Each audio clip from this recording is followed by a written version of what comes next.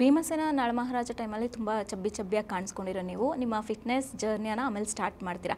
ಯಾಕೆ ಸ್ಟಾರ್ಟ್ ಮಾಡಿದ್ರಿ ಅಂತ? ಯಾಕಂದರೆ ನಾವು ಇವಾಗಲೂ ನಿಮ್ಮ ಇನ್ಸ್ಟಾಗ್ರಾಮ್ ಪೋಸ್ಟ್ಗಳನ್ನ ನೋಡ್ತಾ ಹೋದರೆ ಒಂದಷ್ಟು ಜನ ಕಮೆಂಟ್ಸ್ ಹಾಕಿರ್ತಾರೆ, ನೀವು ಚಬ್ಬಿ ಆಗಿದ್ರೇ ಚಂದ, ಹೆಂಗೆ ನಿಮ್ಮ ಫಿಟ್ನೆಸ್ ಜರ್ನಿ ಸ್ಟಾರ್ಟ್ ಮಾಡಿದ್ರಿ ಏನು ಅಂತ.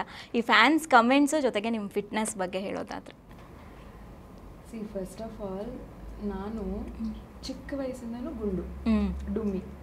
ನನಗೆ 7ನೇ ಕ್ಲಾಸ್ ಇದ್ರೂ PUCನ ಅಂತ ನಮ್ಮ ಅಮ್ಮಂಗೆ ಕೇಳ್ತಾ ಇದ್ರು, ನಿಮ್ಮ ಮಗಳು ಏನು PUC ಓದ್ತಿದ್ದಾಳ, ಫಸ್ಟ್ ಇಯರ ಸೆಕೆಂಡ್ ಇಯರಾ ಅಂತಿದ್ರು. ಇಲ್ಲ ನನ್ನ ಮಗಳು 7ನೇ ಕ್ಲಾಸು. ನಾನು ಹೌದಾ ಆಂಟಿ ಅಂತಿದ್ದೆ ನಾನು. ಓಕೆ, ಸೊ ಚೂಡಿದಾರ್ ಹಾಕಿದ್ರೆ ಅಂದರೆ ಹಂಗೆ ಕಾಣಿಸ್ತಿದ್ದೆ. ನಾನು ಅವಾಗ ಅಂದ್ಕೊಂಡಿದ್ದೆ ತುಂಬ ಉದ್ದ ಆಗ್ತೀನೇನೋ ಅಂತ, ಬಟ್ ಅಲ್ಲಿಗೆ ಸ್ಟಾಪ್ ಆಗ್ತೀನಿ ಅಂತ ಗೊತ್ತಿರಲಿಲ್ಲ. ಓಕೆ, ಸೊ ಅವಾಗ ಆ ಥರ ದೊಡ್ಡೋಳ್ ಥರ ಕಾಣಿಸ್ತಾ ಇದ್ದೆ. ಬರ್ತಾ ಬರ್ತಾ ನಾನು ಯಾವಾಗ ಕಾಲೇಜ್ ಸ್ಟಾರ್ಟ್ ಆದ್ನೋ ಮತ್ತೆ ಫುಲ್ ಸಣ್ಣ, SLC ಫುಲ್ ಸಣ್ಣ ಆಗಿಬಿಟ್ಟೆ. ಈವನ್ ನಂಗೆ ಗೊತ್ತಿಲ್ಲ, ಮೇ ಬಿ ಸೈಕಲ್ ಓಡಿಸ್ಕೊಂಡು ಸ್ಕೂಲ್ಗೆ ಹೋಗ್ತಿದ್ನಲ್ಲ ಅದಕ್ಕಿರ್ಬೋದೇನೋ ಗೊತ್ತಿಲ್ಲ, ಮತ್ತೆ ಸಣ್ಣ ಆದೆ. ಆಮೇಲೆ ಬ್ಯಾಂಗ್ಳೂರಿಗೆ ನಾನು ಸೀರಿಯಲ್ ಎಂಟ್ರಿ ಆಗ್ಬೇಕಾದ್ರೂ ಸಣ್ಣ ಇದ್ದೆ, ಗಣಪ ಮಾಡ್ಬೇಕಾದ್ರೆ ಸಣ್ಣ ಇದ್ದೆ. ಯಾವಾಗ ನಾನು ಫ್ರೆಂಡ್ಸ್ಗಳು ಜಾಸ್ತಿ ಆದರು, ಜೊತೆಗೆ ನಾನು ಆ್ಯಕ್ಚುಲಿ ನಾನ್ ವೆಜ್ ತಿನ್ನಲ್ಲ, ಕೆಲವು ಸ್ನೇಹಿತರ ಜೊತೆ ಸೇರ್ಕೊಂಡು ಸ್ವಲ್ಪ ತಿನ್ನೋದು ಅದು ಶುರು ಆಯಿತು.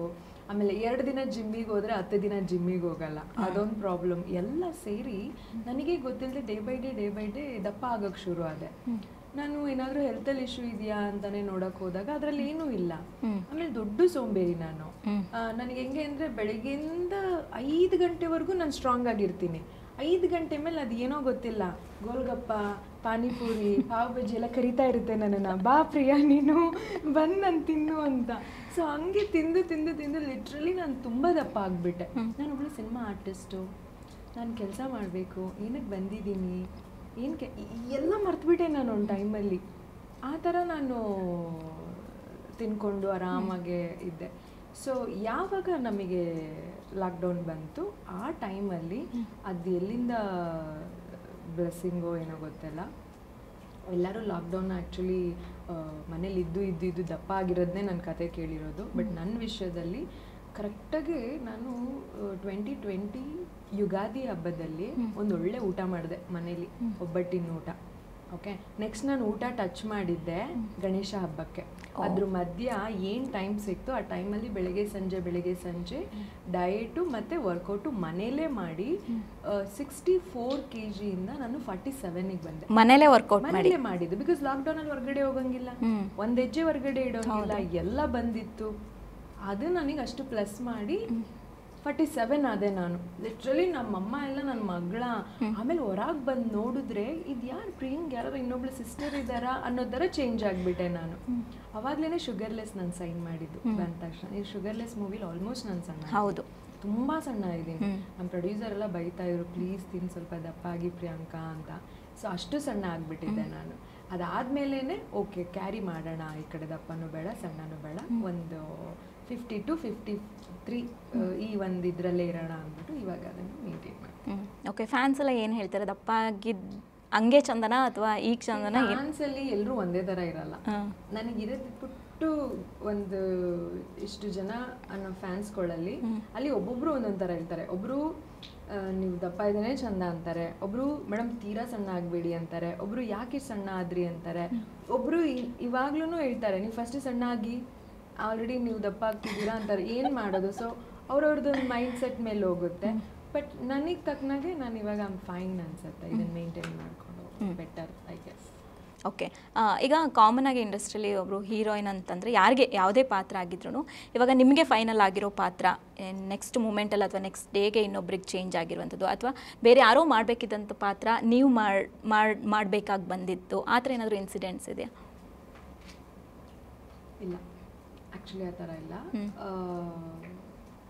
ಎಲ್ಲದಕ್ಕೂ ನಾನು ಆಲ್ಮೋಸ್ಟ್ ಎಲ್ಲ ಸಿನಿಮಾಗಳಿಗೂ ಆಡಿಷನ್ ಅನ್ನೋದಕ್ಕಿಂತ test shoot. Because test shoot ಮಾಡಿದ್ರೆ ಅವ್ರಿಗೊಂದು ಐಡಿಯಾ ಬಂದುಬಿಡುತ್ತೆ, ನಾನೇನು ಇಮ್ಯಾಜಿನೇಷನ್ ಮಾಡ್ಕೊಂಡಿದ್ದೀನಿ ಅದಕ್ಕೆ ಇದೇ ಥರ ಪಾತ್ರಧಾರಿ ಹುಡುಗಿ ಬೇಕು ಅನ್ನೋದು. ಸೊ ಯಾವುದು ಕ್ಯಾನ್ಸಲ್ ಆಗಿ ಇಲ್ಲ ಇನ್ನೊಂದು ಮಾಡೋದಂಥದ್ದೇನಿಲ್ಲ. ಬಟ್ ಒನ್ ಇನ್ಸಿಡೆಂಟಲ್ಲಿ ಅರ್ಜುನ್ ಗೌಡ ಅಂತ ತಗೊಳ್ತೀನಿ. ಅರ್ಜುನ್ ಗೌಡದಲ್ಲಿ ನಾನು ದಪ್ಪ ಇದ್ದೆ, ಎಲ್ಲ ಓಕೆ ಆಗಿತ್ತು. ರಾಮ ಸರ್ ಅವ್ರನ್ನ ಭೇಟಿ ಮಾಡ್ಕೊಂಡು ಬಂದೆ. ರಾಮ ಸರ್ ಅವರು ಪ್ರಿಯಾಂಕಾ ಮಾಡಿ ಚೆನ್ನಾಗಿ ಒಳ್ಳೇದಾಗಲಿ, ಇದು ಚೆನ್ನಾಗಾಯಿತು ಅಂದರೆ ಮುಂದೆ ಇನ್ನೂ ಸಾಕಷ್ಟು ಸಿನಿಮಾಗಳು ನಮ್ಮ ಪ್ರೊಡಕ್ಷನಲ್ಲಿ ಮಾಡೋಣ ಅಂತ ತುಂಬ ಚೆನ್ನಾಗಿ ಮಾತಾಡಿದರು. ಸರಿ, ನನಗೇನೂ ತೊಂದರೆ ಇರಲಿಲ್ಲ. Even director sir, cameraman sir ಎಲ್ಲರೂ ಗುಡ್ ಪ್ರಿಯಾಂಕಾ ಹೋಗೋಣ ಶೂಟಿಂಗಿಗೆ ಅನ್ನೋ ಥರ ಇತ್ತು.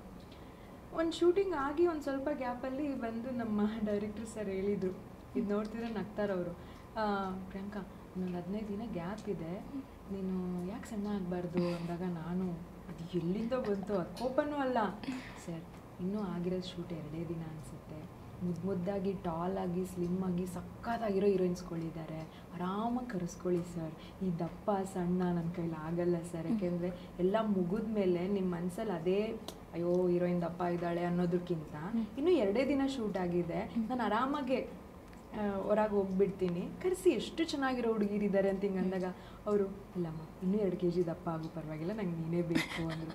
ನಾನು ಸರ್ ಮತ್ತೆ ಇನ್ನೇನು ಸರ್ ರೇಗಿಸ್ತೀರಾ, ನಾನೇನು ತೊಗೊಂಡು ಕುಯ್ಕೋಬಿಡ್ಲಾ, ಕತ್ರಿ ತೊಗೊಂಡು ಚಾಕು ತೊಗೊಂಡು, ನಮಗೆ ಗೊತ್ತೇ ಸರ್ ನಮ್ಮ ಕಷ್ಟ ಏನು ಅಂತ ನಾನು. ಸೊ ಆ ಒಂದು ಇನ್ಸಿಡೆಂಟ್ ಇದೆ, ಅಂದರೆ ನಾನೇ ಬಾಯಿ ಬಿಟ್ಟು ಹೇಳಿದ್ದೆ, ಸರ್ ನಿಮಗೆ ಸ್ಯಾಟಿಸ್ಫ್ಯಾಕ್ಷನ್ ಇಲ್ಲ ಅಂತ ಅಂದರೆ. ಸೊ ಯಾವಾಗಲೂ ನನ್ನ ಒಂದು ಜರ್ನಿಯಲ್ಲಿ ಆ್ಯಂಡ್ ನಾನು ನೋಡಿರೋ ರೀತಿಯಲ್ಲಿ ಕಿತ್ಕೊಂಡು ತಿನ್ನೋಕ್ಕಾಗಲ್ಲ, ಹೌದು, ಆಮೇಲೆ ಹಠ ಮಾಡಿ ಪಡ್ಕೊಳ್ಳೋಕ್ಕಾಗಲ್ಲ. ನಂದು ಅಂತ ಅಂದರೆ ಮಾತ್ರ ನಂದಾಗುತ್ತೆ ಹೊರತು ನಾನು ಏನೇ ಜಪ್ಪಯ್ಯ ಅಂದ್ರೂ ಅದು ನನಗೆ ಸಿಗಲ್ಲ ಅನ್ನೋದಿದ್ರೆ. ಸೊ ಅದೊಂದು ಸಣ್ಣ ಥಿಂಗ್ ನನಗೆ ಗೊತ್ತಿದ್ಬಿಟ್ರೆ ನಾನು ಏನು ಹೇಳಿದ್ರು ಓಕೆ. ಸೊ ಅದಕ್ಕೆ ಅವತ್ತು ನಾನೇ ಬಾಯಿ ಬಿಟ್ಟು ಹೇಳಿದೆ ಇಟ್ಸ್ ಓಕೆ. ಯಾಕೆಂದರೆ ಸ್ಪಾಟಲ್ಲಿ ನಾನು ಆ್ಯಕ್ಟ್ ಮಾಡ್ತಿರ್ಬೇಕಾದ್ರೆ ಅಲ್ಲೊಬ್ಬ ನಿರ್ದೇಶಕನಿಗೆ ಮನಸ್ಫೂರ್ತಿ ಆ್ಯಕ್ಷನ್ ಕಟ್ ಹೇಳ್ಬೇಕು ಅವರು, ಹೌದು, ಆಫ್ ಮೈಂಡಲ್ಲಿ ಮಾಡ್ತಿದ್ರೆ ನನಗೆ ಆ್ಯಕ್ಟ್ ಮಾಡೋಕ್ಕಾಗಲ್ಲ. ಸೊ ನಾವೆಲ್ಲರೂ ಟೀಮಾಗಿ ಕೆಲಸ ಮಾಡ್ತಿರ್ತೀವಿ, ಒಂದೇ ರಿಸಲ್ಟ್ನ ನಾವು ಬಯಸ್ತಿರ್ತೀವಿ, ಸಕ್ಸಸ್ ಅನ್ನೋದು. ಸೊ ಅಲ್ಲಿ ಏರುಪೇರು ಆಗಬಾರ್ದು, ಇದೆಲ್ಲ ನಾನು ಯೋಚಿಸ್ತೀನಿ. ಸೊ ಅವಾಗ ನಾನೇ ಬಾಯ್ಬಿಟ್ಟು ಹೇಳಿದ್ದೆ, ನಂದು ಯಾವುದು ಕ್ಯಾನ್ಸಲ್ ಆಗಿಲ್ಲ, ಬಟ್ ನಾನು ಹೇಳಿದ್ದುಂಟು, ಅದು ಇವತ್ತು ನೆನಪಿದೆ. ಓಕೆ, ನಿಮಗೆ ಇಷ್ಟು ವರ್ಷದ ಜರ್ನಿಯಲ್ಲಿ ನಿಮಗೆ ಸ್ಟ್ರಗಲಿಂಗ್ ಮೂಮೆಂಟ್ ಅಂತ ಅನಿಸಿದ್ದು ಏನಾದರೂ ಇದೆಯಾ? ಮೂಮೆಂಟ್ಗಳಿದೆಯಾ? ಸ್ಟ್ರಗಲ್ ಆಗ್ತಿದೆ, ಕಷ್ಟ ಆಗ್ತಾ ಇದೆ? ಇಲ್ಲ, ನನಗೆ ಆನೆಸ್ಟ್ಲಿ ಹೇಳ್ತೀನಿ, ನನ್ನ ಸಿನಿಮಾ ಇಂಡಸ್ಟ್ರಿಯಲ್ಲಿ, ನನ್ನ ಸಿನಿಮಾ ಜರ್ನಿಯಲ್ಲಿ ನನಗೆ ಮಾನಸಿಕವಾಗಿ ನಂಗೆ ತೊಂದರೆ ಕೊಟ್ಟಿದ್ದು ದಪ್ಪ ಅನ್ನೋದೊಂದೇ. ಟು ಬಿ ಆನೆಸ್ಟ್, ಮಾನಸಿಕವಾಗಿ ನಂಗೆ ತೊಂದರೆ ಕೊಡ್ತು.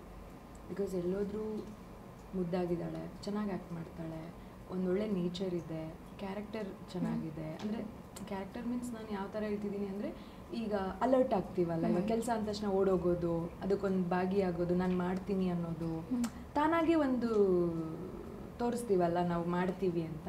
ಸೊ ಆ ಥರದ್ದೆಲ್ಲನೇ ಕೌಂಟ್ ಆಗೋದಲ್ವಾ, ಎಲ್ಲ ಇದೆ. ಬಟ್ ನನಗೆ ಅವತ್ತು ಕೊರಿತಾ ಇದ್ದಿದ್ದು ಅದೊಂದು ದಪ್ಪ ಅನ್ನೋದು. ಸೊ ಅದನ್ನು ನನಗೆ ಅದಕ್ಕೇ ಖುಷಿ, ಅದನ್ನೊಂಥರ ಸಾಧನೆಯೇ ಅಂದ್ಕೊಳ್ಳಿ ನನ್ನ ಲೈಫಲ್ಲಿ ದಪ್ಪ ಇರೋದು. ಯಾಕೆಂದರೆ ದಪ್ಪ ಮಾನಸಿಕವಾಗಿ ತೊಂದರೆನೂ ಆಗಿದೆ, ಮೈಂಡು ಒಂಥರ ಆಗಿದೆ ಅಂದಾಗ ನಿಮಗೆ ಆ ಜಾಬೇ ಬೇಡ ಅನಿಸ್ಬಿಡುತ್ತೆ. ನಾನು ಯಾಕೆ ಇನ್ನೊಬ್ರ ಹತ್ರ ಹೋಗಿ ಅನ್ನಿಸ್ಕೋಬೇಕು ಅನಿಸುತ್ತೆ.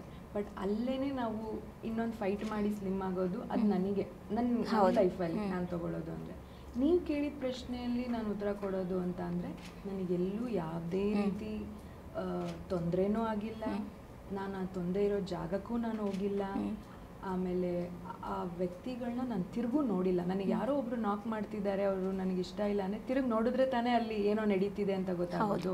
ಸೊ ನಾನು ತಿರುಗಿ ನೋಡಿಲ್ಲ, ಸೊ ನನಗೆ ಗೊತ್ತಿಲ್ಲ. ಸೊ ಅದರಿಂದ ನನಗೆ ಇವತ್ತಿಗೂ ಎಲ್ಲೂ ಯಾವುದೇ ರೀತಿ ಅನ್ಕಂಫರ್ಟಬಲ್, ಆಮೇಲೆ ಇವ್ರು ಹಿಂಗೆ ಮಾಡಿದ್ರು ಅಂತ ಒಬ್ರಿಗೆ ಬೆಟ್ ತೋರ್ಸೋಕ್ಕೂ ನನಗೆ ಯಾರೂ ಇಲ್ಲ. ಸೊ ಆ ವಿಷಯದಲ್ಲಿ ನನಗೆ ಖುಷಿ ಇರೋದು, ಐ ಆಮ್ ಫೈನ್. ಓಕೆ, ಇವಾಗ ನಾವು ಹೆಂಗೆ ಇದ್ರೂ, ಇವಾಗ ನಾನು ಸಣ್ಣ ಇದ್ದೀನಿ, ದಪ್ಪ ಇದ್ದೀವಿ, ಏನೇ ಇದ್ರೂ ಈ ಬಾಡಿ ಶೇಮಿಂಗ್ ಅನ್ನೋದು ಎಲ್ರಿಗೂ ಮಾಡ್ತಾನೆ ಇರ್ತಾರೆ. ಹಿಂದೆಂದ ಮಾತಾಡೋದಾಗಿರ್ಬೋದು, ಕಮೆಂಟ್ಸಲ್ಲಿ ಹೇಳೋದಾಗಿರ್ಬೋದು, ನಡೀತಾನೆ ಇರುತ್ತೆ. ನೀವಂತ ಸಿಚುವೇಶನ್ನ ಫೇಸ್ ಮಾಡಿದ್ದೀರಾ ಪ್ರಿಯಾಂಕಾ? ಸಿಚುವೇಶನ್ ಅದೇ ಹೇಳಿದ್ನಲ್ಲ, ಇರುತ್ತೆ ಸಿಚುವೇಶನ್ನು. ನಾನು ತಿರುಗಿ ನೋಡಿಲ್ಲ ಆ್ಯಂಡ್ ಗಮನ ಕೊಟ್ಟಿಲ್ಲ, ಕಿವಿಲೂ ಕೇಳಿಸ್ಕೊಂಡಿಲ್ಲ. ಬಟ್ ಇದೆ, ಅದರಲ್ಲೂ ಯಾರೋ 4ನೇವರು 5ನೇವರು ಅಲ್ಲ, ಅಕ್ಕಪಕ್ಕದವರೇ, ಐ ಮೀನ್ ಫಸ್ಟ್ ಸೆಕೆಂಡ್ ಅಂತ ಇರ್ತಾರಲ್ಲ ನಮ್ಮ ಸುತ್ತಮುತ್ತ, ಅಲ್ಲೇ ಕೆಲವೊಂದು ಕೇಳಿಸ್ಕೊಂಡಿದ್ದೀನಿ. ಬಟ್ ನಾನು ಎಂಟರ್ಟೈನ್ ಮಾಡಿಲ್ಲ.